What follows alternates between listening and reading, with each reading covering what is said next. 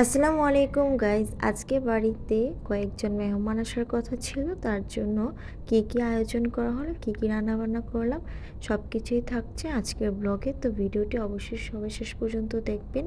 তার জন্য এখানে আমি সবজি নিয়ে নিয়েছি। এখানে আমি নিয়েছি পেঁপে, মিষ্টি কুমড়ো, লাউ, আলু আর অনেক কিছু নিয়ে নিয়েছিলাম।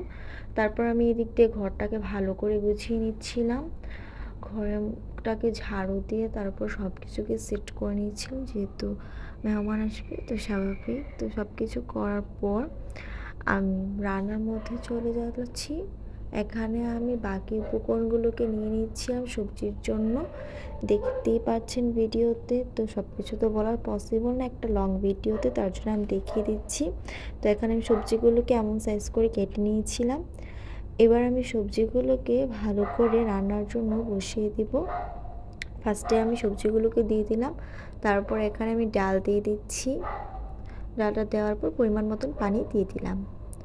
দেওয়ার পর আমি ডালটাকে সাথে বাকি মশলাগুলো দিয়ে দিচ্ছিলাম। স্বাদ মতো লবণ দিয়ে দিলাম, 1 চামচ মরিচের গুঁড়ো আর 1 চামচ হলুদের গুঁড়ো, 1 চামচ জিরের গুঁড়ো, হাফ চামচ ধনিয়ার গুঁড়ো আর কাঁচামরিচ দিয়ে ভালো করে নেড়ে দিচ্ছি। সবগুলো উপকরণকে ভালো করে মিক্স করে দিচ্ছি।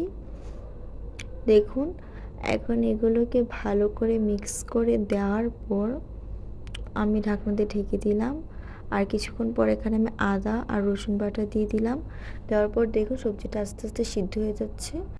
তো এই পাশে আমি ফোড়নের জন্য তেজপাতা, শুকনো মরিচ আর পেঁয়াজ দিয়ে দিলাম তেলের মধ্যে। তারপর এগুলোকে সামান্য একটু ভেজে নিচ্ছি। ভেজে নেওয়ার পর আমি সবজিটাতে দিয়ে দিলাম। দেওয়ার পর সবজিটাকে ভালো করে আবার একটু মিক্স করে লাস্ট পর্যায়ে একটু ধনেপাতা দিয়ে দিলাম। আর এই তো রেডি হয়ে গেছে। এবার আমি আলাদা একটি প্যানের মধ্যে তেল দিয়ে দিলাম।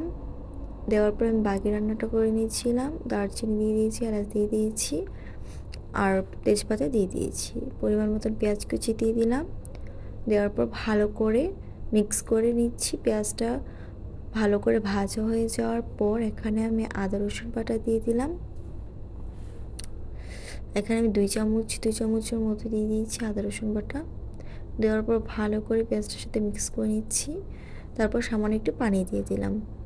তারপর বাকি মশলাগুলোকে দিয়ে দিচ্ছি। স্বাদ মতো লবণ দিয়ে দিলাম, 2 চামচ মরিচের গুঁড়ো দিয়ে দিলাম, 1 চামচ হলুদের গুঁড়ো, 1 চামচ জিরের গুঁড়ো, 1 চামচ ধনিয়ার গুঁড়ো। দেওয়ার পর মশলাটাকে ভালো করে কষিয়ে নিয়েছি। দেখুন কত লাল লাল হয়ে গেছে। তারপর এখানে আমি মুরগির মাংসটাকে দিয়ে দিলাম। এখানে আমি সম্পূর্ণ একটি মুরগি রান্না করছি, সেই অনুযায়ী মশলা দিয়ে দিয়েছিলাম। আর মুরগিটা ছিল 1 কেজি একটু উপরে, সেই অনুযায়ী মশলাগুলোকে দিয়ে দিয়েছি। তারপর ভালো করে মুরগিটাকে কষিয়ে নিচ্ছি। আমি আবার একটু পানি অ্যাড করে নিচ্ছি ভালো করে কষানোর জন্য। আমি আলাদা একটি পাত্রে ডিম দিয়ে দিলাম। আমি এখানে 4টি ডিম দিয়ে দিয়েছি।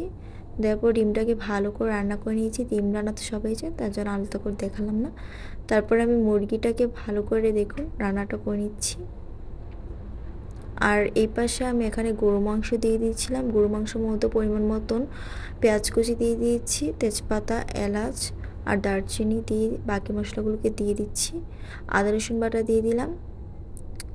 আদা রসুনের বাটা সেমভাবে আমি 2 চামচ মতো দিয়ে দিয়েছি। স্বাদ মতো লবণ।